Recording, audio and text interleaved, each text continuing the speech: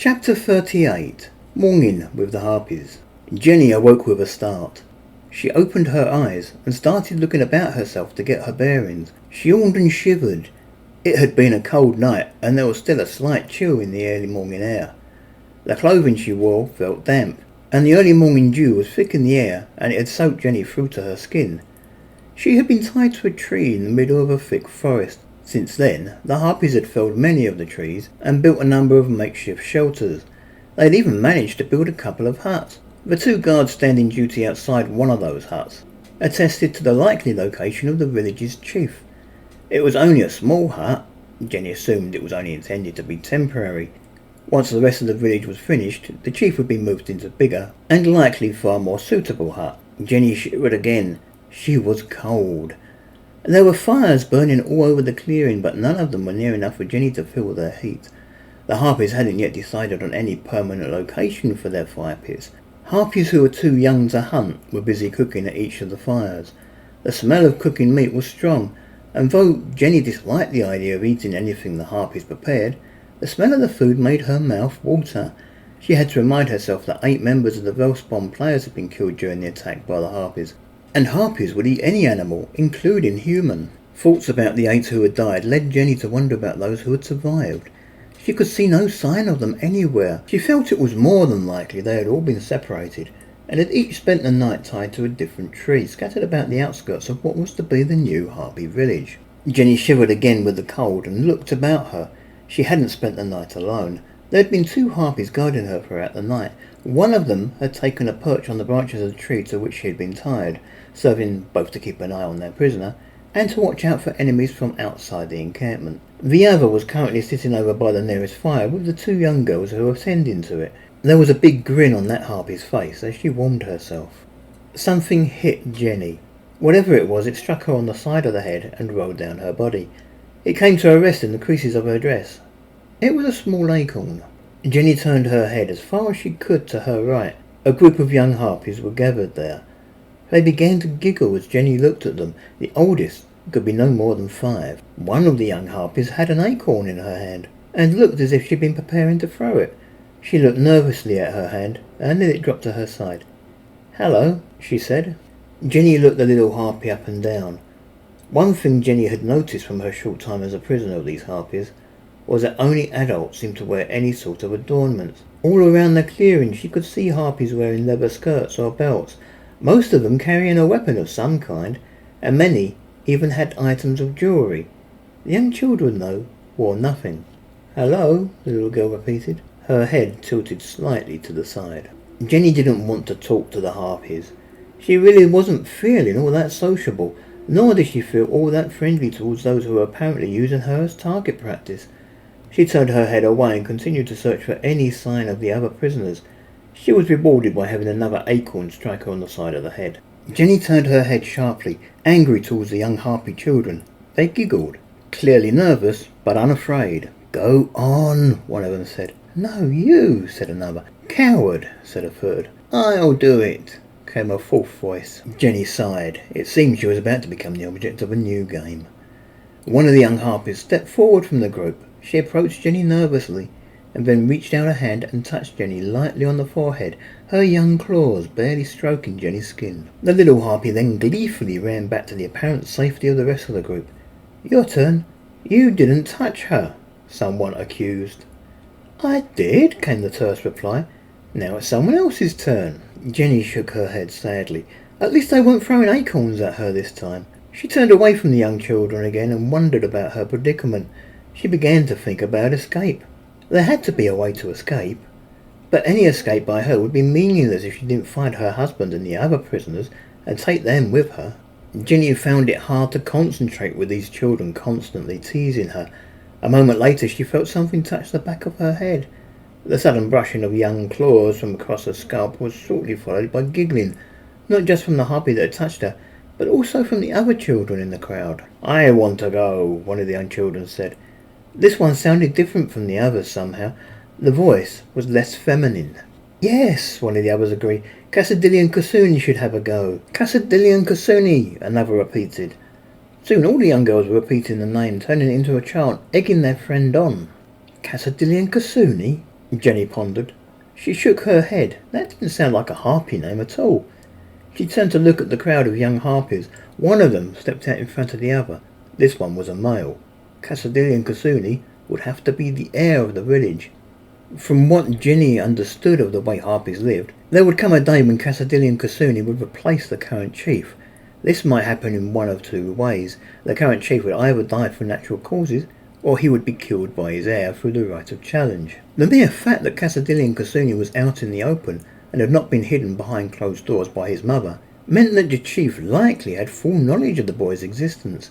It wasn't unheard of, but it was unusual since the boy was a potential threat to the status quo. Indeed, Casadilli Kasuni already seemed to have many of the traits that would one day name him chief. For a start, the girls around him seemed to be treating him as their leader.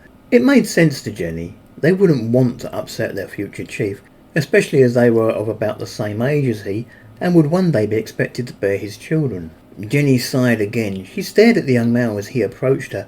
She did her best to unnerve him, but it didn't work. Casadilli Kasuni reached out his hand and touched Jenni lightly on the forehead with his middle finger before hurrying back to the perceived security of the crowd. The young girls with him all started to giggle. This, apparently, seemed to be a good game. "Okay, who's next?" one of the young girls asked. "I'm bored with this game," Casadilli Kasuni commented. "Let's find something else to do with her." "I've seen a game the adults play with bows, where they see who can hit closest to the target without drawing blood," someone suggested. "That sounds like fun," came the reply. "We'll need some bows." "I know where we can get some bows." Jenni closed her eyes and shook her head again. When she opened them, the children had already taken to the air and were flying at a fairly low height across the clearing. She watched them for a minute, and then she looked up at the harpy perched in the branches of the tree. "Am I going to be tied here all day?" "That all depends on what Groma wants to do with you," the harpy replied. "They're coming back with bows," Jenni pointed out. "I'll stop them," the harpy assured her. "Groma wants you alive. For now." Jenni leaned back against the tree and closed her eyes for a moment. At least she thought it was only a moment. Perhaps she had fallen asleep, because she felt herself jerked suddenly back to consciousness. Although it was cold, the skies had been beautiful and clear all morning. Suddenly they were filled with an image in the courtyard of the king's palace in First Town. The ropes binding Jenni to the tree were just loose enough for her to look up. She soon found that it didn't matter where in the sky she looked, though. The image of the courtyard remained directly in front of her, and it was always orientated to suit her. The image moved slowly across the courtyard, and soon it displayed the figure of a man. It was King Erestein.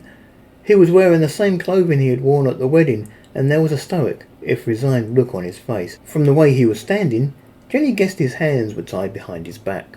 "Humans of Flereth," a voice suddenly spoke. "First Town has fallen. Those of you still defending your home should think on this. Your king is now our prisoner. There was no one left for you to fight for." A pair of elves dressed in the uniform of the palace guards grabbed the king by his shoulders and led him slowly across the courtyard to what was clearly an executioner's block. Here, the king was forced to kneel and place his head on the block. "You have no king," the voice announced. The headman brought his axe down hard and fast. The king was separated from his head. Jenni closed her eyes and shook her head once more. "Long live the king," she muttered to herself. The image wasn't finished. It moved to the next prisoner, Queen Dulina. She too was dressed in her wedding clothes, her hands tied securely behind her back. The harpies that had grabbed her must have handed her over. Jenni felt herself shiver again, only this time it wasn't with the cold. She watched as Queen Dulina was led by the same two elves over to the chopping block. She watched as the queen was forced to kneel and place her head on the block. Then, before the fatal blow was struck, 3 harpies landed on the ground right in front of the tree to which Jenni had been tied. Eager to accept any distraction from the execution, Jenni allowed her eyes to settle on the middle of the 3. She was a middle-aged looking harpy, probably in her late teens. She wore a knee-length skirt as well as 3 necklaces, one of which bore a very large jewel as its centrepiece. "I am Groma," the harpy said, contempt dripping from her words. She walked over to Jenni and stood right in front of her, the 2 harpies with her keeping a respectable distance. "This is my village. You are my prisoner." "Right," Jenni said coldly. She didn't feel too much in the mood for talking, considering what she had just seen. Groma took a step closer to Jenni, her tail swishing side to side irritably. "You seem to be fairly well adjusted to the idea of being a prisoner of harpies. Those of your race that we've caught in the past tended to scream or cry. Most of those we caught with you are no exception. But you, You are different. You don't seem all that scared at all.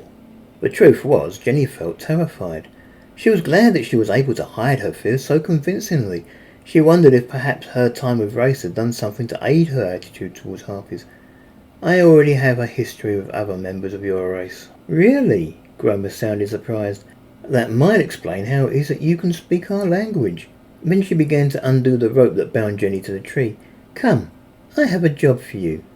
Jenni was feeling rebellious. What makes you think I'll be willing to help? Gromer let the rope alone for a moment. She peered at Jenni menacingly. I thought this was all explained to you. So long as you prove to be of use to us, you get to live. You'll come with me now. You will do what I tell you to do now. You will get to survive and see the next sunset. It was told to me, Jenni agreed tersely. Right, Gromer replied sharply. And I remember telling your representative at the time it wasn't enough. If you want my help, you need to reunite me with those who were captured at the same time I was. I need to see for myself that they are all being treated well. And what is more, I need guarantees that none of them are to be harmed in any way whatsoever. You ask too much, Gromer commented gruffly. She took a step away and tucked her arms behind her back, causing the top of her wings to appear to bulge a little. You ask far too much. Your friends were hunted fair and square. Then you get nothing from me, Jenni shouted angrily. I could just kill you now, Gromer replied. I could kill you all now. Jenni tried her best to ignore the fear welling up inside of her. When she spoke, though, her voice was little more than a squeak. Go ahead. Gromer growled angrily and lashed out, slashing Jenni across the face with her claws. Jenni closed her eyes at the sudden pain. The slashes didn't feel that deep, but her face felt hot, maybe a little numb, and she was sure that at least one of her new wounds was bleeding. You, Jenni swallowed deeply. You really think that's the best way to convince me? You are my prisoner. You are my slave, Gromer insisted. You will do as I order. I will not, Jenni refused. A sudden thought seemed to strike Gromer. So, you want a guarantee that your friends will be kept alive before you are willing to help? Not just kept alive, Jenni replied. They must be well looked after. They must be fed properly. They must be... Okay, Gromer commented. I get the picture. She turned away from Jenni and spoke to the two Harpies who had flown here with her. Keep an eye on her. I'll be right back. And with that, Gromer took to the air. Jenni watched her go.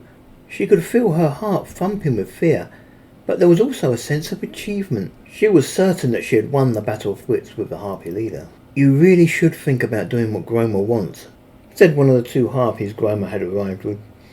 If I get what I want, then I'll help, Jenni replied. That way, everyone wins. As you say, the Harpy replied. But our leader doesn't like it when she doesn't get her own way. Just a warning. Ha, Jenni replied. The worst she can do is kill me. Where would that get her? No, the Harpy replied. There is a lot more she can do to you. Gromer was returning. Jenni saw her high above the clearing long before she landed. This time she had someone with her, a young boy, one of the young child actors who had performed with the Wellspawn players. Jenni didn't recognise the boy. He must have been travelling in one of the other two coaches when they were attacked. Still not willing to help? Gromer asked. She grabbed the boy by the back of his neck with one hand, while she stood poised with the claws of her other extended, ready to strike. The boy stood there. His eyes seemed to be imploring Jenni to help, although there could be no way that he could know what the Harpy wanted of her. He was shivering, and not just with the cold morning air. If I agree without any guarantees, Jenni countered. You could just kill him anyway.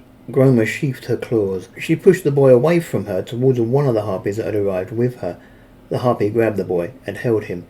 Gromer approached Jenni slowly, and she sounded almost reasonable. She said, In time, we will probably kill all those you are captured with, but I'm willing to compromise. If you agree to help of your own free will, I will guarantee them a week of life. That will give you a week to try and convince me to keep them all alive. It's not like we need them for food, and besides, we prefer to hunt than to farm. Even as I speak, our huntresses are out searching for local wildlife. I don't need to kill your friends, but only you can keep them alive. Jenni considered. A week was better than nothing. It wasn't long, but a lot could happen in a week. Maybe she'll get the opportunity to rescue them and escape. If you still refuse to help, I'll have them brought over one at a time and executed in front of you, starting with this girl. Gromer pointed to the young boy. Jenni looked at the boy and nodded. She sighed. I guess I have little choice. I'm glad you see it my way, Gromer commented. She turned to the Harpy holding the boy, commanding, Take her back to her tree. The harpy that Groma had spoken to grabbed the boy tightly and launched herself into the air, flying back across the clearing. This time, Jenni tried to see where the harpy went. Good, Groma said, stepping in front of Jenni and partially blocking her view of the other harpy, though Jenni felt certain that Groma wasn't doing it on purpose. Instead, Groma's intent seemed to be to undo the bonds that were holding Jenni to the tree. The first thing I need you to understand is if you try to fight or escape, the lives of your friends will all be forfeit, along with your own. I understand, Jenni commented. Actually, she had never been in any doubt. It wouldn't stop her thinking about escape, but Jenni knew that even if she'd been able to break free of her bonds, she couldn't go anywhere until she'd found her husband and his sister, let alone the others. I'd like to see my friends. Maybe later, Groma told her. Right now, we have an appointment in a nearby village. Jenni climbed slowly, cautiously to her feet. She was feeling very sore, and the way the rope had bound her to the tree had forced her to sleep in one position all night, and she was feeling very numb. She was sore where the rope had rested against her skin, sore where the rope had dug into her, even through her clothing.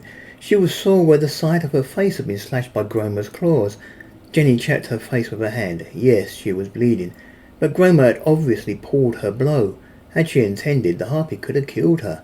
As it was, only one of her claw wounds was actually oozing blood. Jenni knew she could fix that easily with a spell, but doing so might tip her hand to the Harpies.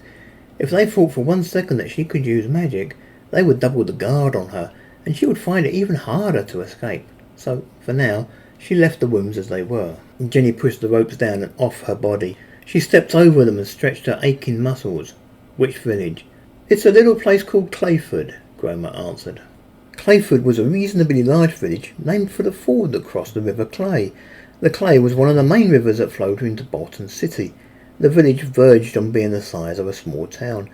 It consisted well over 200 houses and nearly 1,000 people living there. The village was also alarmingly close to Bolton City.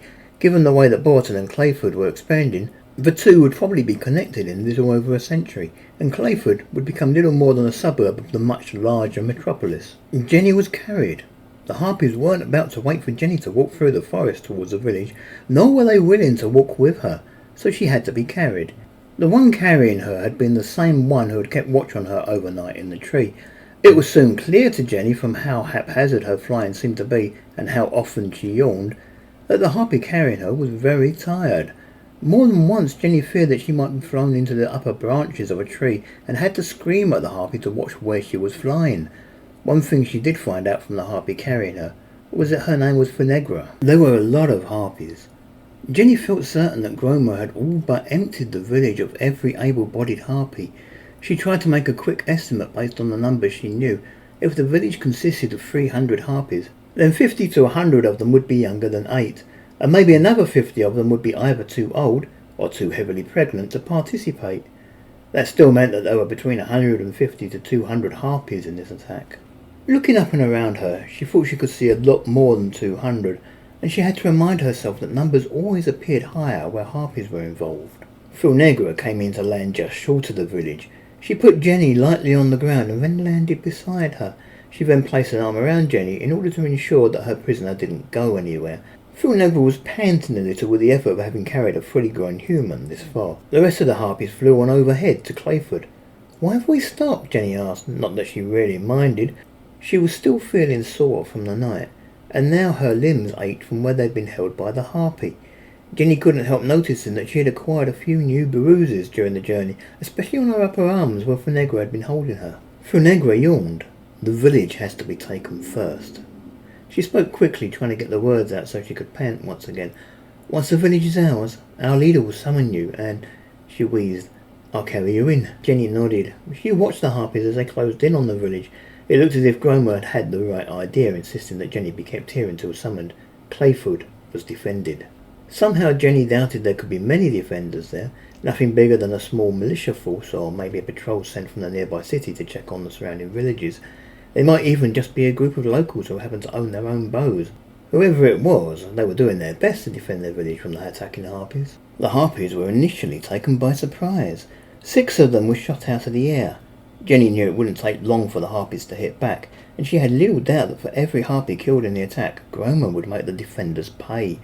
Nevertheless, Jenni hoped the defenders would put on a good show. She hoped they would hold the Harpies back for a good while, and keep them occupied for some time. Jenni was sure she could make good use of the time. Jenni glanced quickly over her shoulder and looked at the Harpy holding her, and then at the trees they had just flown over. She wished she was a better judge of distance. How far would you say it was back to your village? I don't know, a couple of miles maybe, Frenegla replied, yawning.